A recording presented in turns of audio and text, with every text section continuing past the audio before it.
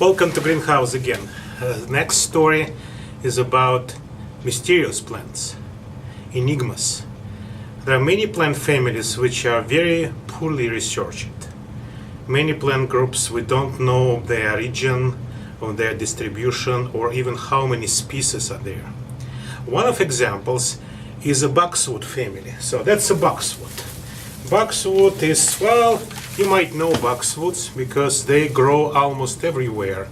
So extremely shade tolerated, very well winter tolerated, just enough to say that this plant grows in greenhouse, but the sister plant grows outside. With all this minus 50 winter, it looks like it feels more or less well.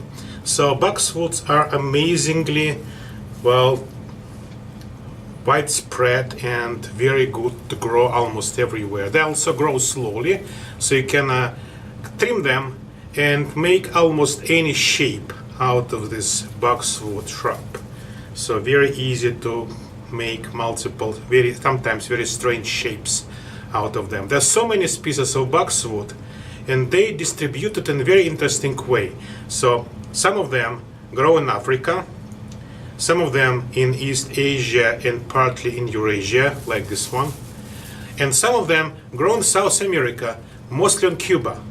And that's a miracle number one. Why they grow so interestingly? What is the connection between Cuba, East Asia, and South Africa? Second thing, we don't actually know how many species of boxwoods are here.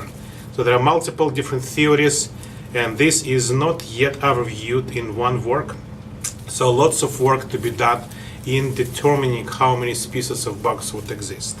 There are even more problems with the boxwood family. So there is a plant which people call sweet box.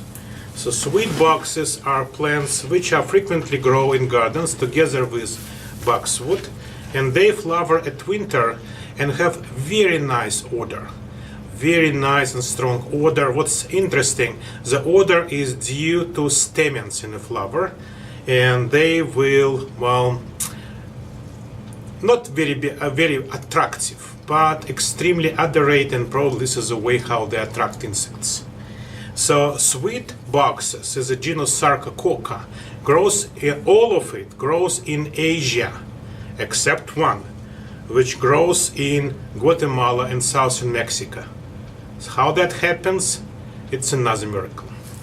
The third group of boxwood family is even more crazy. So they actually look like herbs, and we can see them outside, especially in United States East Coast. They cultivated as ground cover plants. So they belong to genus Pachysandra. Genus Pachysandra has 3 species, and only 3. 2 of them grow in East Asia, and one of them, this one, grows in North America on East Coast, not on West Coast like many people can think. Nope, it's on the East Coast, East Asia and East Coast of North America. Okay, so we're doing some molecular work on this group, and we found that one species is so separate, then we should make it separate genus. And guess what? It's not American one. So 2 Asian species should be split to different genera. So a miracle will persist. That Asian species is right here. So we think we can call it Kichijiso. We'll use some older Japanese name of this plant. It's frequently cultivated in North America. So far for boxwood family. Another group which I'm working with is this one. So we call them bitterbush family or Picramnia family. Bitterbush because, if you try, they're not poisonous, but they're extremely bitter. Extremely bitter due to some secondary chemicals. So those chemicals could be of interesting features, and some preliminary experiments show that some of these chemicals might be useful for cancer prevention. So that's very under research in a chemical way. They have flowers, and look on flowers, they kind of joke. Very small flowers, almost 2-3 millimeters, not much. And structure is more or less complicated. Probably that was one of the reasons why bitterbush family was not regarded as a family until people stopped research flowers deeply. So finally, they used molecular tools and used multiple other approaches and found that bitterbush family is absolutely unique, outstanding in a whole group of higher flowering plants, in a whole rosids.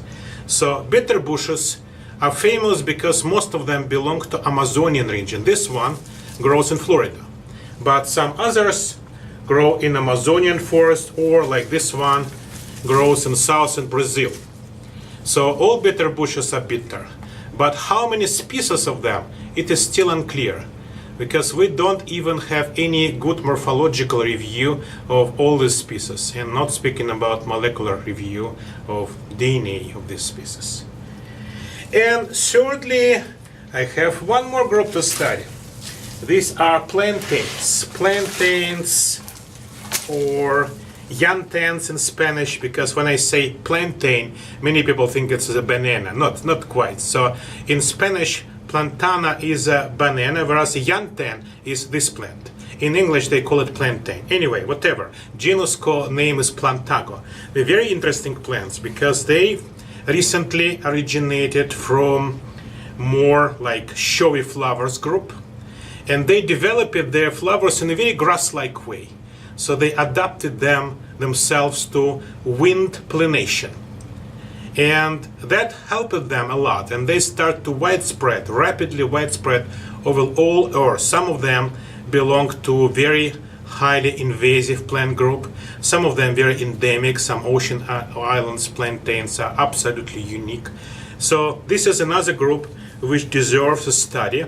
Again, there is not quite clear how many species, how they related, and how this remote ocean islands colonization happened. So this is my Enigma plants, which I am myself working on. Thank you.